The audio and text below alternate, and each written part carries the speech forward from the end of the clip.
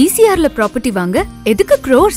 Lakhs போதுமே. Just 4 lakhsல ECR கோவலத்துல beach resort plot. EMI 12,000 only. Stepstone presents Secret Aura at ECR Kovalam. Grand launching on 22nd, 23rd and 24th August 2025. 4 lakhsல ECRல plot. Call 8682089820.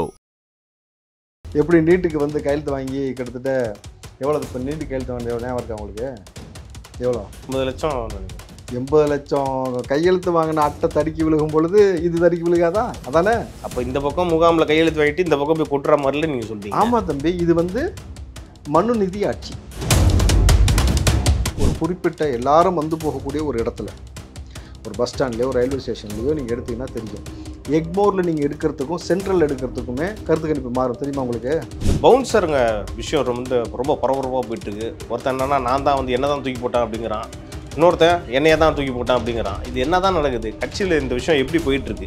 அம்மா பிள்ளையும் நீங்கள் வந்து மாறி மாறி கொடுத்தீங்கல்ல, அந்த பெண் மீதும் வழக்கு பாயும். ஒரு ஆள் ஒரு கலராக துண்டு போட்டு நின்னாரு பாரு, அவர் மீதும் வழக்கு பாயும். ஏன்னா எத்தனை மணிக்குடா வந்ததே 9 மணிக்குன்ற, அப்புறம் 9 மணிக்கு மதுரையில் இறங்கினவன் எப்படி அதுக்குள்ளே மாநாடுகளுக்கு போகணும்னு கேட்டாக்கா போதும் இதோட முடிச்சுக்கலான்றான்.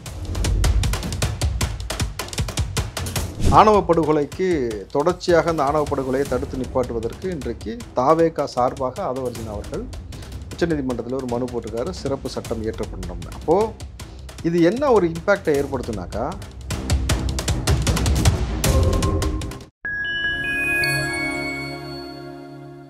ஃபைன் டைம் மீடியா நேயர்களுக்கு வணக்கம். இன்று நம்மோடு இணைந்திருப்பவர் திரு ராவுத்தர் இப்ராஹிம் அவர்கள். வாருங்கள், அவரிடம் அரசியல் சார்ந்த பல்வேறு கேள்விகளை முன்வைக்கலாம். வணக்கம் சார். வணக்கம் தேவ். சிவகங்கை மாவட்டம் திருபுவனத்தில் வந்து உங்களுடன் ஸ்டாலின் அந்த முகாமில் வாங்கின மனுக்கள் எல்லாம் ஆற்றுல வீசப்பட்டதா ஒரு செய்தி வந்துச்சு. அது பார்த்தீங்களா? வைகாத்துல. ஓ அப்படி, சரி ஓகே. எல்லா ஆத்துலயுமா சார்? இல்லை, இப்போ எல்லா ராத்துலையும் போய் தானே வாங்கினாங்க மனுவை. ராத்துலயும் வாங்கினாங்க. கடைசியில் அது வந்து வைகை ஆற்றுல போய் விழுந்திருக்கிறதா ஒரு தகவல் வந்திருக்கு. தர்ப்பணம் பண்ணிட்டாங்களா? அது நீங்க தான் சொல்லணும். அதைத்தான் கேட்குறேன். தெரியாம விழுந்திருக்கும். இந்த மாதிரி ஏற்கனவே உனக்கு வந்து என்ன பேர் வாங்கிட்டு இருக்க தெரியுதா? கரெக்டா பேசணும். இல்ல சார், யாரா போய் வேணும்னே கொட்டுவாங்களா சார் மனுவை? ஓ, மனுவா பறந்து போய் அதுவா விழுந்துருச்சு அப்படித்தானே? தெரியாம ஆத்துல வந்து பல்கா விழுந்துருச்சு அப்படித்தானே தம்பி? சரி, எப்படி விழுந்திருக்கும் சார்? சொல்லுங்க, நீங்க சொல்லுங்க. நீங்க தான் சொல்லுங்களேன். தடுக்கி விழுந்துருச்சு வேணா வச்சுக்கலாமா? மனு வந்து தடுக்கி விழுந்துருச்சு, அதுவே போய் ஆத்துக்குள்ளே விழுந்துருச்சு. எப்படி நீட்டுக்கு வந்து கையெழுத்து வாங்கி கிட்டத்தட்ட எவ்வளோ இப்போ நீட்டு கையெழுத்து வாங்கினது எவ்வளோ ஞாபகம் இருக்கா உங்களுக்கு? எவ்வளோ? 50 லட்சம் நினைக்கிறேன். 80 லட்சம் கையெழுத்து வாங்கின அட்டை தடுக்கி விழுகும் பொழுது இது தடுக்கி விழுகாதா? அதானே? அப்போ இந்த பக்கம் முகாமில் கையெழுத்து வாங்கிட்டு இந்த பக்கம் போய் கொட்டுற மாதிரில நீங்கள் சொல்றீங்க. ஆமாம் தம்பி, இது வந்து மனு நிதி ஆட்சி. என்னாச்சு? மனு நிதி ஆட்சி. மனு நீதி ஆட்சி கிடையாது, மனு நிதி ஆட்சி. மனுவை வாங்க வேண்டியது, நிதியும் வாங்க வேண்டியது, ஆட்சி செய்ய வேண்டியது, அவங்க ஜாலியாக இருக்க வேண்டியது, நம்மள்கிட்ட வந்து உருட்ட வேண்டியது. நீங்கள் வாங்க மனு கொடுங்க, உடனே தீர்த்துருவோம். பயங்கரமாக இது என்ன கன்றாவியான ஒரு செயல்பாடுன்னு தெரில. மக்களை வந்து தொடர்ச்சியாக முட்டாளாக்கக்கூடிய வேலையை இந்த ஆட்சி அதிகாரத்தில் இருக்கக்கூடிய நபர்கள் தொடர்ந்து செய்கிறது. டிசைனாக பேர் வச்சு, அதுக்கு வந்து புதுசாக ஸ்கீம்னு வச்சு, அதுக்கு ஒரு நிதியை ஒதுக்கி, அதுக்கு ஒரு விளம்பரம் பண்ணி எல்லாமே செஞ்சுட்டு கடைசியில் கொண்டு போய் குப்பையில் போட்டுறது, ஆற்றுல கொட்டுறது. இப்போ என்ன செஞ்சீங்க? ஆற்றுல கொட்டி தர்ப்பணம் நடத்திருக்கீங்க அதானே? ஆற்றுல கொட்டிருக்காங்க, அதை வந்து எடுத்து மறுபடியும் கொட்டி தர்ப்பணம் நடத்திருக்கீங்க அதானே? அப்புறம் எப்படி உங்கள் கையில் கொடுத்தது போய் ஆற்றுல விழுகும்? உங்கள் கையில் கொடுத்து உங்கள் ஆற்றுல விழுந்தது தான் பரவாயில்ல, அது எப்படி ஓடுற தண்ணியில் இருக்கக்கூடிய ஆற்றுல போய் விழுகும்னு கேட்குறேன். மாமா தான் பதில் சொல்லணும். பொதுவாக சொல்கிறேன். ஆமாண்ணா, யார் சார்? பொதுவாக சொல்கிறேன் தம்பி. அதை பார்த்து அங்கே இருக்கக்கூடிய நபர்கள், எடுத்த நபர்கள் எத்தனை பேர் இருப்பாங்க? எல்லாம் உறவு முறை தானே, இப்போல்லாம் அப்படி தானே பேசிக்கிட்டு இருக்காங்க. இப்போ தாவேக்காவினர் வந்து மாமான்ற வார்த்தையை வந்து நீங்கள் யாரை குறிப்பிட்டீங்கன்னே தெரில. அவங்க ஒரு சைடு நான் ஐயா காமாட்சி நாயுடு கூட மாமா தான் சொல்லுவேன். ஆமாம், யாரை பார்த்தாலும் தாவேக்காவினர் இப்போ வந்து அங்கிள்ன்றீங்க, மாமாங்கிறீங்க. திடீர்னு இந்த வார்த்தை வந்து ஒரு வாரமாக அதை பயன்படுத்துறீங்களே, ஏன்னா இதுக்கு முன்னாடி நீங்கள் பயன்படுத்தலை, அதுக்காக கேட்குறேன். இல்லை தம்பி, நான் எப்பயுமே காமாட்சி ஐயா மாமா தான் சொல்லுவேன். உறவு முறைக்குள்ளே வந்து நாங்களாம் வந்து பங்காளிகள், மாமாக்கள் இப்படி தான் சொல்லி எல்லாருமே பேசிக்கிட்டு இருக்கும் பொழுது மாமான்ற வார்த்தையை இவ்வளோ கெட்ட வார்த்தையாக மாற்றி வைக்கிறீங்களே, தப்பா அது? சரி வாங்க, இப்போ மனுவை கொண்டு போய் கொட்டியாச்சு, என்ன பண்ணலாம்? கொட்டியிருக்காங்க, அது வந்து இப்போ அங்கேருந்து எடுக்கிறாங்க சார். எடுத்து மறுபடியும் வேறு இடத்துல கொண்டு போகிறேன். இல்லை மாட்டிக்கிட்ட எடுத்து கொண்டு போய் என்ன பண்ணுவேன்? அடுத்து நடவடிக்கை எடுப்பாங்க. அந்த பேப்பருக்கு உட்காந்து ஹேர் ட்ரையர் போடுவியா? சொல்லுங்கள். ஹேர் ட்ரையரை போட்டு நல்ல மனுவெல்லாம் வந்து நல்லா நீட்டாக இருக்கான்னு பார்த்து மறுபடியும் என்ன செய்வீங்க சார்? ஃபஸ்ட்டு அது எங்கே எப்படி கொட்டப்பட்டுச்சு அது எதுவுமே தெரியல. நம்ம வந்து டேரெக்டாக போய் நம்ம அலிகேஷன் வைக்கக்கூடாதுல்ல, வந்து தேவையில்லாமல் போய் கொட்டிட்டாங்கன்னு சொல்ல முடியாதுல்ல சார். என்ன செய்யலாம் தம்பி? கொட்டினது தப்பு தான். சரி, அப்போ அதுக்கு ஒரு சிறப்பு புலனாய்வு குழுவை அமைப்போமா? வழக்கமாக திமுக செய்கிற மாதிரி சிறப்பு புலனாய்வு குழு அமைச்சு அதுக்கு ஒரு ஆளை போட்டு அதை வந்து விசாரிக்க சொல்லி அது எப்படி கொட்டப்பட்டது, எதனால் கொட்டப்பட்டது, மனுவாக நடந்து வந்து தடுக்கி விழுந்துச்சா, குப்பரை விழுந்துச்சா, மல்லாக்க விழுந்துச்சா, எல்லாத்தையும் கேட்கலாமா? நமக்கே தெரியுது, வாங்கி கொண்டு போய் கொட்டிட்டு போகிற போக்கில் உன் பாட்டு வேலையை பார்த்துட்டு இருக்கிற, எங்களை ஏமாத்துறேன்ட்டு. இதுக்கு மேலே என்ன வேணும் சாட்சி? அப்போ இது ஏமாத்து வேலை. ஏமாத்து வேலை தான். ஏமாத்திட்டு தான் இருக்கீங்க 4 வருஷமா. கொடுத்த வாக்குறுதி 100% நிறைவேற்றுன்னு சொன்னார்ல, அதுவே ஏமாற்று வேலை தானே. நீட்டுக்கு முதல் எழுத்து போட்டு கிழிச்சிருவோன்னு ஏமாத்து வேலை தானே. தங்க நகையை கொண்டு சட்ட நடவடிக்கைலாம் எடுத்துக்கிட்டு தான் சார் இருக்காங்க. சட்ட நடவடிக்கைகள் எடுத்துக்கிட்டு இருக்காங்க. டிசைன் எடுத்து அவங்க போட்டுட்டு இருக்காங்க. நடவடிக்கைலாம் ஒன்றும் எடுக்கல. ஒரு நாளைக்கு ஒரு சட்டையை போட்டு அப்படியே வெறப்பாக சுத்த வேண்டியது, கஞ்சியை போட்டு. பார்த்துருக்கீங்களா திமுகவை? அப்படி தான் செய்கிறாங்க. சட்ட நடவடிக்கைலாம் கிடையாது. நீங்கள் ஒரு பக்கம் திமுகவை விமர்சிக்கிறீங்க இந்த மாதிரி பண்ணுறாங்கன்ட்டு, நீங்களே திமுக கைக்கூலின்றாங்களே, அப்படி உண்மையாது? ஏன்னா இல்லை நான் ஃபஸ்ட்டு சொல்லிடுறேன். ஏன் சொல்கிறேன்னா, வா வா இந்த இந்தியா டுடே சி ஓட்டரில் ஒரு கருத்து கணிப்பு எடுத்திருக்காங்க. திரு விஜய் அவர்கள் நாளைக்கு போட்டிட்டா, தாவேகா போட்டிட்டா, அது திமுகவுக்கு தான் சாதகமாக போய் முடியும் அப்படின்றாங்க. ஏன்னா திமுகவோட எதிர்ப்பு வாக்குகளை தான் இவர் அறுவடை பண்ணுறாருன்ற மாதிரி பேச்சுக்களும் வந்திருக்கு. அப்போ நீங்கள் திமுகவோட பி டீம் தானே, நீங்களாம் எப்படி சார் சொல்கிறீங்க? சரி, ஓகே. இது யார் சொன்னா? கருத்து கணிப்பு ரைட்டு. இந்தியா டுடே சி ஓட்டு கருத்து கணிப்பு ஓகே. இப்போ எக்ஸ்ட்ரா ஒரு பிட்டு போட்டு இது யார் சொன்னா?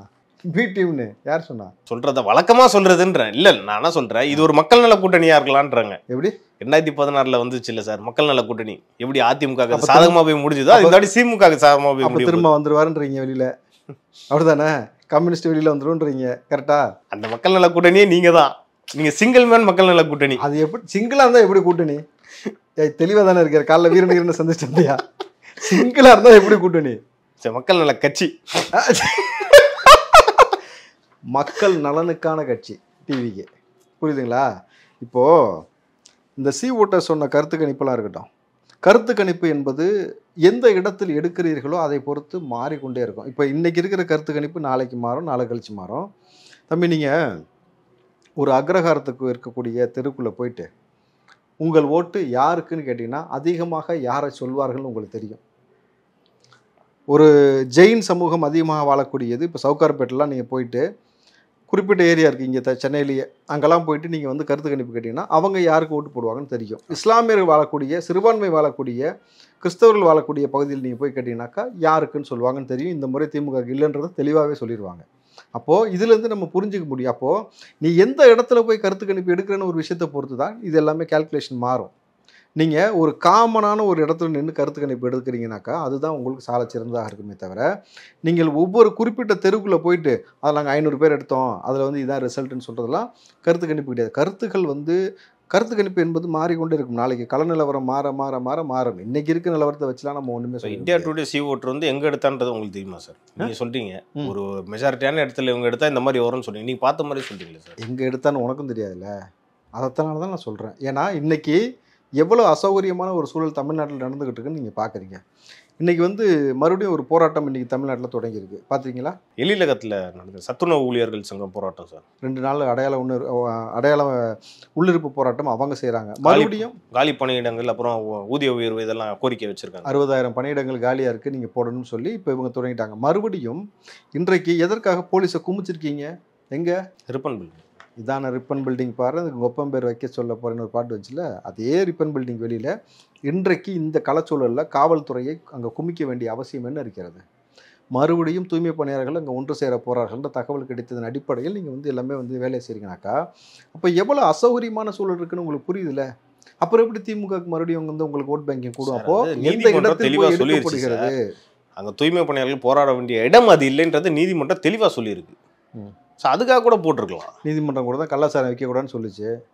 வித்தைங்க இல்லை, தமிழ்நாட்டில் காவல்துறைக்கு தெரியாமல், அரசாங்கத்துக்கு தெரியாமல், குறிப்பாக காவல்துறைக்கு தெரியாமல் கஞ்சா விற்பதனையோ கள்ளக்குறிச்சி கள்ளச்சாரம் சம்பவம் நடந்த பொழுது மதுரை நீதிமன்றம் சொன்னது உங்களுக்கு தெரியாமல் நடக்காதுன்னு சொல்லிட்டு. அப்போ நீதிமன்றம் சொல்லிடுச்சுன்றதுனால நீங்கள் செய்யாமல் இருக்கீங்களா? செய்கிறீங்கல்ல.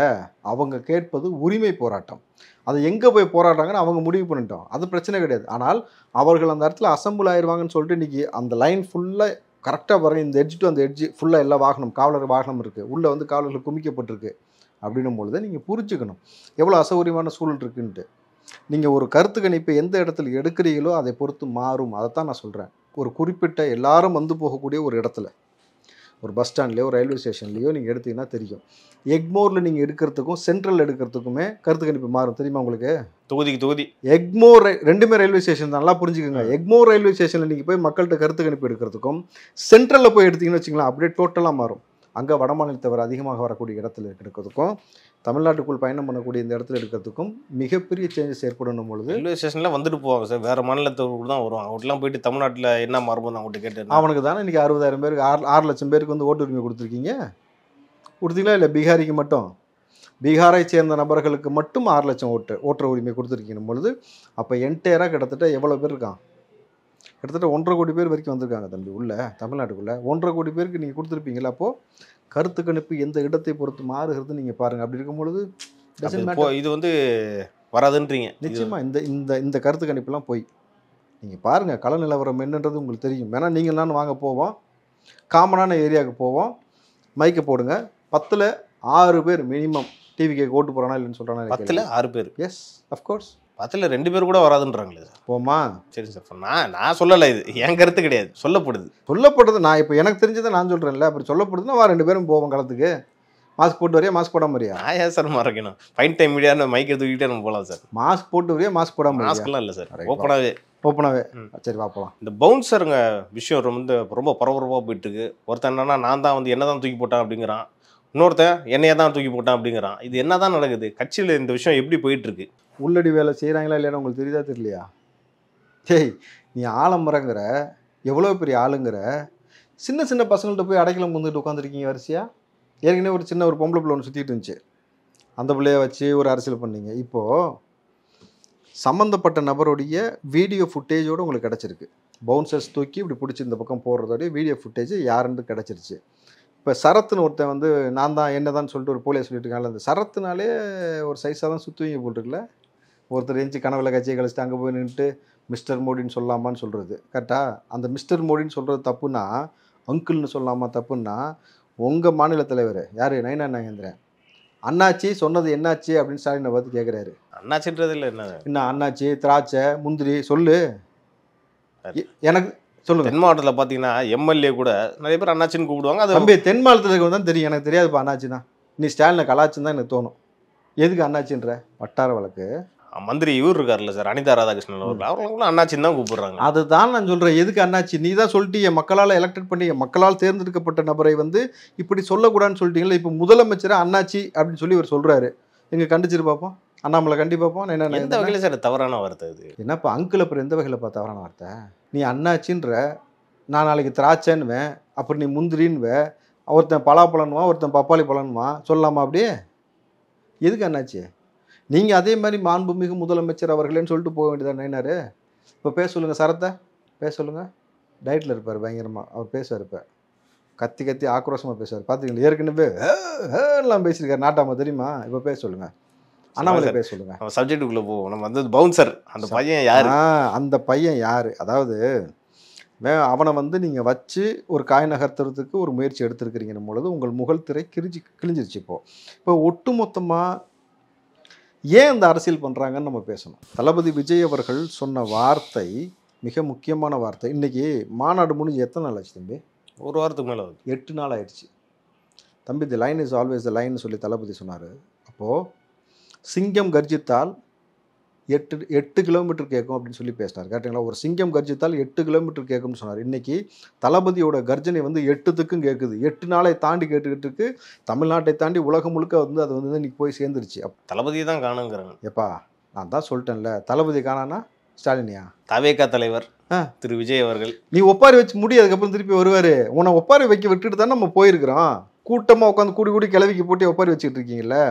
இப்போ 8 நாளுக்கு பிறகும் என்ன நடந்துக்கிட்டு இருக்குன்னா, போலியாக ஒரு நபரை கொண்டு வந்து ஒரு எஃப்ஐஆர் ஃபைல் பண்ண வச்சு இப்போ இந்த வழக்கு ரிட்டன் அவன் மேலே பாயும்.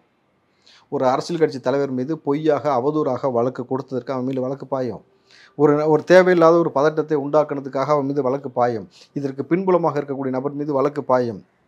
அம்மா பிள்ளையும் நீங்கள் வந்து மாறி மாறி கொடுத்தீங்கல்ல, அந்த பெண் மீதும் வழக்கு பாயும். ஒரு ஆள் ஒரு கலராக துண்டு போட்டு நின்னாரு பாரு, அவர் மீது வழக்கு பாயும். ஏன்னா எத்தனை மணிக்குடா வந்த? நீ வந்ததே 9 மணிக்குன்ற, அப்புறம் 9 மணிக்கு மதுரையில் இறங்கினவன் எப்படி அதுக்குள்ளே மாநாட்டத்துக்கு போகணுன்னு கேட்டாக்கா, போதும் இதோட முடிச்சுக்கலான்றான்.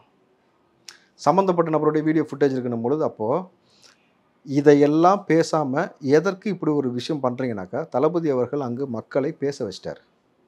ஸோ அவர் கேட்ட கேள்வி குறிப்பாக வந்து பரந்தூர் விமான நிலையம் குறித்தாக இருக்கட்டும், அவரின் பெண்கள் பாதுகாப்பாக இருக்கட்டும், எல்லா விஷயமும் பேசுனதாக இருக்கட்டும், மோடி அவர்களை குறித்து வந்து இஸ்லாமியர்களுடைய வந்து அவர்களை வஞ்சிப்பது தான் உங்களுக்கு வேலையாக ஒரு கேள்வி எழுப்பினார்ல. ஏன்னா சிஏ திட்டத்தில் நீ உள்ளே வருது, ஹிஜாப் விஷயத்தில் உள்ளே வருது, வக்போர்டு சொத்தில் உள்ளே வருது, தொடர்ச்சியாக வந்து இஸ்லாமியர்களுடைய உணவு கலாச்சாரம், உடை கலாச்சாரம், மத வழிபாட்டு முறையில் கை வைக்கிறது, இந்த மாதிரியான எல்லா விஷயத்தையும் செய்கிறது தான் அவங்க வேலையான்னு கேட்கும் பொழுது, அப்போ இதை குறித்து பேசினால் பெரிய அரசியல் இது. இந்த அரசியல் அவர்கள் செஞ்ச தவறான விஷயங்கள்லாம் வெளியில் வருதுன்னும் பொழுது, அப்போ இதை மடைமாற்றினா என்ன பண்ணோம்? அங்கிள்ன்ற வார்த்தை கெட்ட வார்த்தையை மாற்றி அதை பிடிச்சி தொங்குனாங்க. இப்போ அது முடியலன்னு தொங்குனவனை பிடிச்சி போலியோ ஒருத்தனை தொங்குனான்னு சொல்லிட்டு அவனை வச்சு ஒரு வேலை பார்த்துட்டு இருக்கும் பொழுது, திமுக உன்னால் இவ்வளோ தான் முடியுது, உன்னுடைய கெப்பாசிட்டி இவ்வளோ தானான்னு ஒரு கேள்வி இருக்குல்ல. பிஜேபியோட கெப்பாசிட்டி இவ்வளோ தானா? பட் மக்கள் அண்டர்ஸ்டாண்ட் பண்ணிட்டான்ல. என்ன அண்டர்ஸ்டாண்ட்? இந்த விஷயம் பார்க்குறாங்களா தான் டூப்ளிகேட்டாக ஒருத்தனை கொண்டு வந்து உள்ளே இறக்கிருக்கீங்க. ப்ரூவ் ஆகலையே சார், அது ஒன்றும் ப்ரூவ் ஆகலையே. யார் தொங்குனான்றது வீடியோவோட இருக்குது, அவன் தான் ஆதாரம் ஆயிடுச்சு. அப்புறம் ப்ரூவ் ஆகலைன்னா சொல்லுங்கள். ஒருத்தன் கொலை செய்கிறான்னு வச்சுங்க, அவன் கொலை செஞ்சதோட ஃபுட்டேஜ் கிடச்சிருச்சு, ப்ரூவ் ஆகலன்னு சொல்லுவீங்களா? இன்னொருத்தன் வந்து நான் தான் கொலை செஞ்சேன்னா அப்போ மட்டும் ஏற்றுப்பீங்களா? சொல்லுங்கள் தம்பி. நீங்கள் ஆதாரத்தோடு காமிச்சிச்சு, அப்புறம் இதுக்கு மேலே ப்ரூவ் ஆகலைன்னா? அதுக்கு தான் சொன்னேன், அந்த திமுகன்ற கண்ணாடியை கழட்டிட்டு நீங்கள் பார்க்கணும் ஒவ்வொரு விஷயத்தையும். அப்போ பார்க்கும் பொழுது காமனான எல்லா விஷயமும் தெரியணும் பொழுது உங்கள் வேலை இனிமேட்டு எடுப்படாது. திரு ஆதவ் அர்ஜுனா அவர்கள் வந்து இன்னைக்கு வந்து ஒரு சுப்ரீம் கோர்ட்டில் ஒரு மனு ஒன்று கொடுத்துருக்காரு. என்னென்னா, ஆணவ கொலைகளை தடுக்க ஒரு சட்டம் இயற்றப்பட வேண்டும் அப்படின்னு ஒரு மனு ஒன்று கொடுத்துருக்காரு. அதை பற்றி சொல்லுங்கள் சார். ஆணவ படுகொலைக்கு தொடர்ச்சியாக அந்த ஆணவ படுகொலையை தடுத்து நிப்பாட்டுவதற்கு இன்றைக்கு தாவேகா சார்பாக ஆதவ் அர்ஜுனா அவர்கள் உச்சநீதிமன்றத்தில் ஒரு மனு போட்டிருக்காரு, சிறப்பு சட்டம் இயற்றப்படணும்னு. அப்போது இது என்ன ஒரு இம்பேக்டை ஏற்படுத்துனாக்கா, ஆணவ படுகொலை பற்றி இன்றைக்கி அவங்க அப்பா வர வச்சு பேசி ஒரு திமுக ஒரு பாவலா பண்ணி முடிச்சுட்டுருச்சு பார்த்தீங்களா. அந்த முடிவுக்கு அது ஃபுல் ஸ்டாப் வச்ச இடத்துல இப்போ வந்து கமா போட்டு விட்டுருக்குறோம். இதை தாவேகா கூட பாவலா பண்ணுறதுன்னு எடுத்துக்கலாமே சார். எப்படி? ஏன் இவ்வளோ நாளாக வந்து திமுக அவங்க ஒரு கூப்பிட்டு பேசினதுக்கப்புறம் தான் நீங்கள் நடவடிக்கை எடுக்கிறீங்க, இதை நீங்களும் பாவலா பண்ணுறேன்னு அவங்க சொன்னால் ஏற்றுப்பீங்களா? அதான் நான் சொல்கிறேன் இது என்னான்ட்டு. இப்போ உங்களுக்கு புரிகிற மாதிரி சொல்கிறேன், உங்களுக்கு புரியல. இப்போது இந்த விஷயம் உள்ளே வந்ததுக்கு பிறகு இது நீதிமன்றத்திற்கு போகும் பொழுது நீதிமன்றத்தில் நம்ம எதையெல்லாம் எடுத்து வைப்போம்னாக்கா, 2 ஆட்சியிலும் நடந்த இப்போ இதை பற்றி இப்போ இன்றைக்கி தாவேக்கா அந்த மாதிரி மனு போயிடுச்சு சொல்லிட்டு இன்றைக்கி விவாதங்களில் பாருங்கள், இதை உட்காந்து பேசுவாங்களான்னு நீங்கள் பாருங்களேன். ஊடகங்களில் பேசும் பொழுது அப்போது திமுக என்ன சொல்லலாம், அதிமுகவை குறை சொல்லும், உன் ஆட்சியில் தான் அதிகமாக நடந்துச்சுன்னு. அதிமுக உன் ஆட்சியில் தான் நடக்குதுன்னு. ஸோ மக்களுக்கு உண்மை ஒன்று வெளியில் வருது. 2வது விஷயம், இதை மறுபடியும் பேசும் பொருளாக மாற்றிருக்கிறோம். 3வது விஷயம், எல்லா மாநிலங்களுக்கும் இது வந்து ஒரு பெரிய கவனத்தை இருக்கும். ஏன்னா விஜய் அவர்கள் சார்பாக ஒரு விஷயம் செய்யும் பொழுது அப்போது இந்த இடத்துல வெறும் இதை மட்டும் தாவேகா சார்ந்த நபர்கள் பேச மாட்டோம். ஆணவ படுகொலை, சாதிய படுகொலை, கள்ளச்சாராய மரணம், அதுக்கப்புறம் பார்த்தீங்கன்னா நல்லாச்சாராயம், அதாவது டாஸ்மார்ட்லேருந்து குடிக்கப்பட்ட மதுவில் சைனைடு கலந்ததாக 2 பேர் இறந்தக்கூடிய மரணம், இராணுவ வீரர்கள் வெட்டப்பட்டது, காவல்துறை வெட்டி படுகொலை செய்யப்பட்டது, விஓக்கள் வெட்டப்பட்டது, தொடர்ச்சியாக இந்த மாதிரி ஒரு பக்கம் இருக்குது. அப்போது தொடர்ச்சியாக இதை தாண்டி புல்லட் ஓட்டினா வெட்டுறான், ஒழுங்காக படித்தா வெட்டுறான், கபடி விளாண்டா வெட்டுறான், குடிதண்ணியில் மலம் கலக்கிறான். ஸோ எவ்வளவு பிரச்சனையை இந்த ஆட்சி உருவாக்கி வச்சிருக்குன்னு சொல்லி பேசும் பொழுது, நாளைக்கு நீங்கள் பீகார் போய் உருட்டினேன், மற்ற மாநிலம் போய் உருட்டினும் போது மற்ற ஸ்டேட்டில் காலனா சொன்னால் உன் ஸ்டேட்டில் நாரிக்கிட்டு இருக்கு, போய் உங்கள் பொழப்பு கரெக்டாக பாருங்கன்னு சொல்லுவாங்க. 2வது, இது இந்தியா முழுக்க ஒரு கவனத்தை ஏற்படுத்தும். அப்போ திமுக இப்படி தான் ஒரு ஆட்சி செய்து கொண்டு இருக்கிறதான்ட்டு.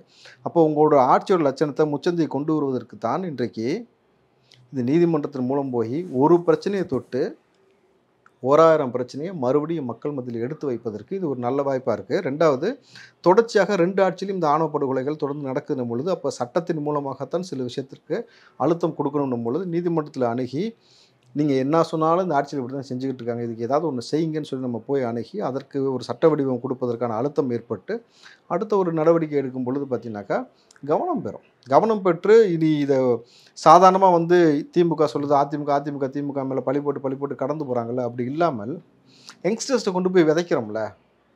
ஒரு ஆட்சி சமூக நீதி ஆட்சின்னு சொல்லிட்டு சமூக நீதியை சவப்பெட்டில் ஏற்றிட்டு மக்களையும் கொண்டு சவப்பெட்டில் ஏற்றிக்கிட்டு இருக்கக்கூடிய இந்த ஆட்சி எப்படி நல்ல ஆட்சியாக இருக்க முடியும் அப்படின்றத யங்ஸ்டர்ஸ் மத்தியில் விதைச்சிட்டாலே போதும். அதற்கான விடை, அதற்கான விளைவு என்னன்றதை 2026 பிரதிபலிக்கும். தமிழ்நாட்டில் நடக்கக்கூடிய அரசியல் நிகழ்வு குறித்து நம்ம நிறைய பேசணும். அடுத்தடுத்து நிகழ்ச்சிகளிலும் இது குறித்து நம்ம டீட்டெயிலாக பேசலாம் சார். நன்றி.